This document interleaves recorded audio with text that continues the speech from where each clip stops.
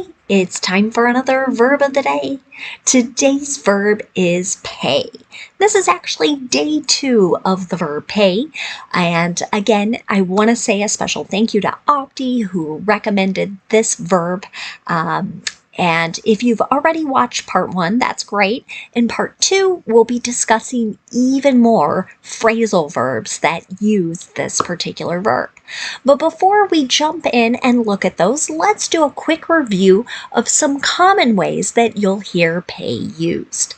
And the first way is to give someone money that's due for either work that has been done, for goods that have been received, or a debt that has been incurred. So you might be reducing that debt kind of step by step.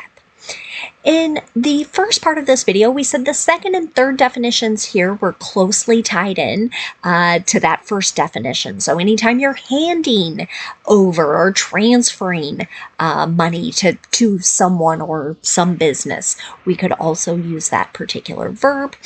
And definition 3 was to yield or provide someone with a specified sum of money. Again, all three of these things are connected to that idea of transferring or giving money to someone else for varying purposes. Now, a fourth way we said we could use pay was to mean to be either profitable or advantageous.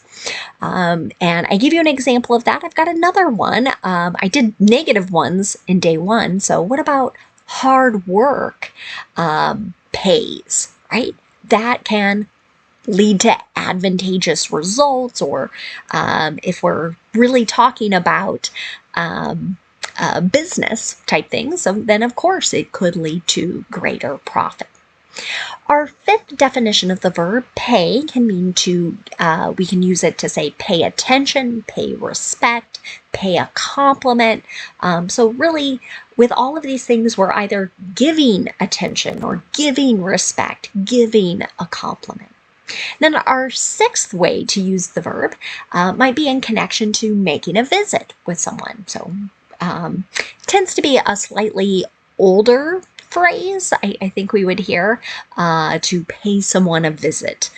Maybe you've heard that in an older story or older set of movie or other kind of media. But for now, you should know that pay is an irregular verb. If you want to make the progressive form of this verb, all you need to do is add ing, and that forms paying. The past tense and the participle form of our verb require a spelling change. Our irregular is going to be spelled P-A-I-D.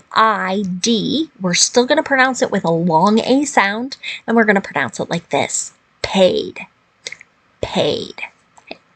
Well, let's pick up with our discussion now of phrasal verbs.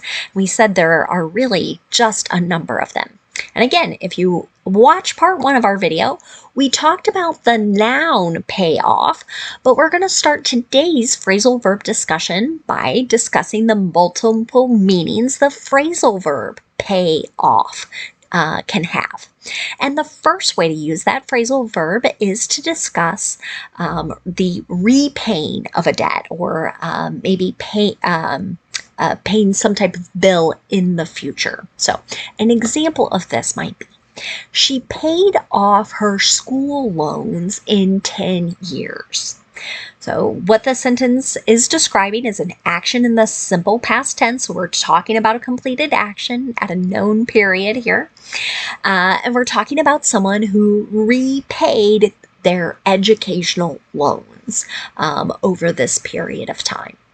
Now, a second way to use pay off can mean to yield profits or benefits, either following an investment of time, of money, or maybe even energy. An example of this: all his hours of studying paid off when he was accepted into graduate school. This is another simple past tense sentence. Here, it seems like the focus is on the investment of time and maybe some money as well. Buying books, buying maybe access to a tutor, probably paying for undergraduate education as well. All of this kind of a culmination leading to the benefit of being accepted into another program.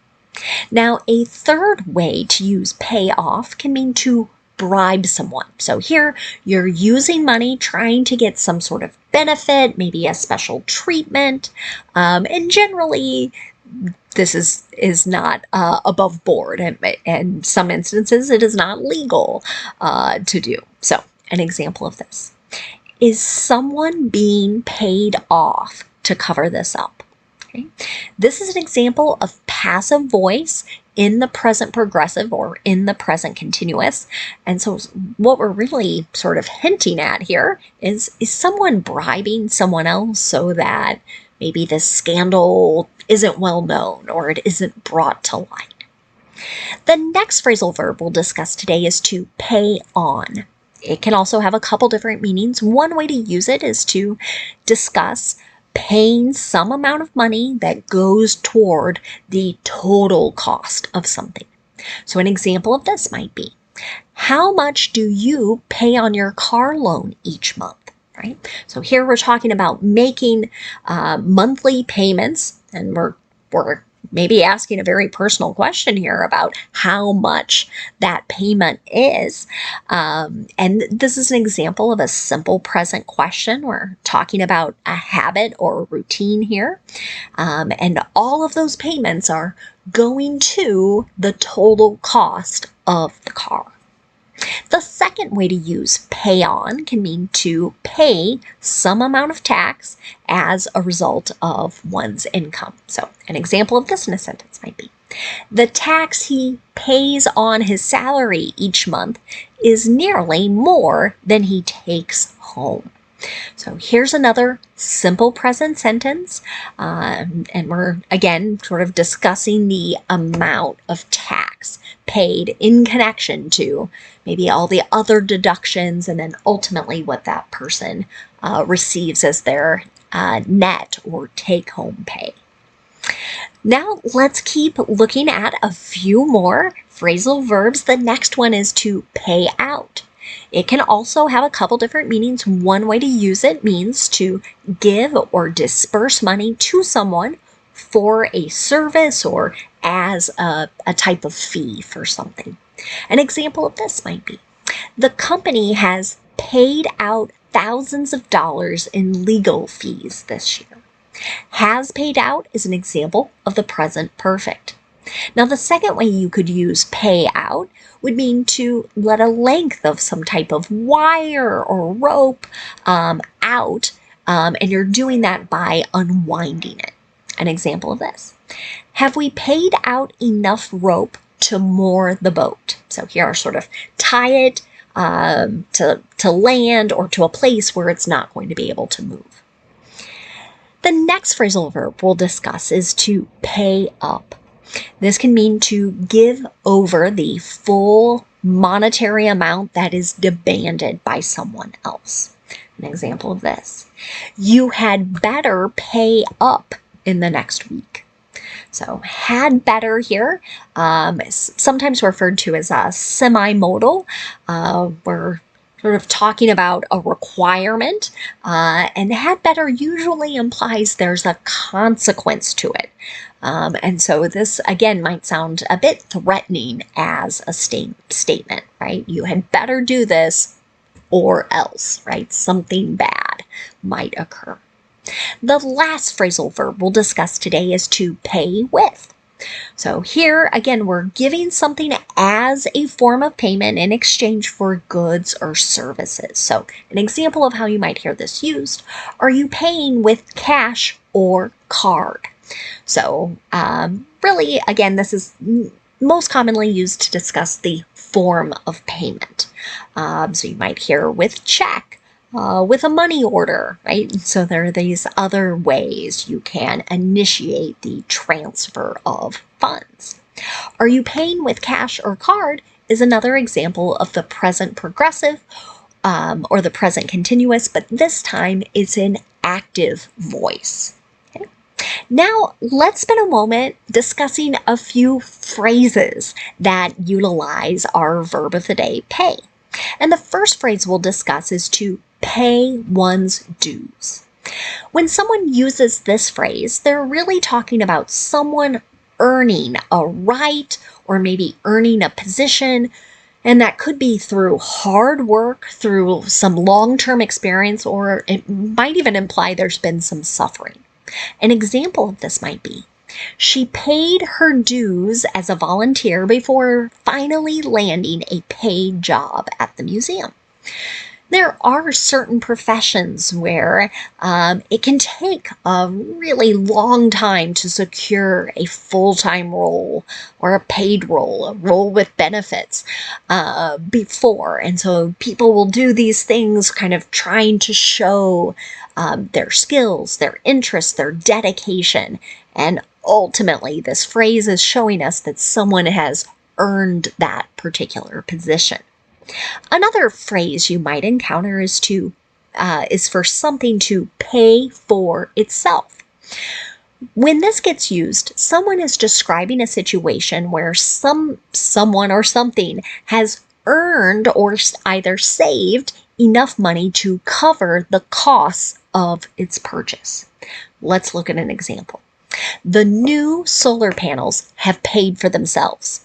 Our monthly electricity bill is practically nothing. So here, what this sentence is suggesting is the money I spent buying these things, I am now saving so much money each month that it's maybe coming out to zero, or maybe I'm coming out ahead after a period usually of many years. That would be more typical with solar panels. Normally, it would not happen in the span of a month or even a year. A third phrase you might encounter is to pay something forward. And really what that means is we are responding to someone's kind act or kindness. Usually that we have received, and then we are going to be kind in a rather similar way to someone else in the future. An example of this might be, after a stranger pulled over to help Ms. Smith, she promised to pay it forward someday. Here, this might mean when she sees someone stranded, she is going to pull over to try and be that helpful force in a way that was similar to the person who assisted her when she was having car trouble.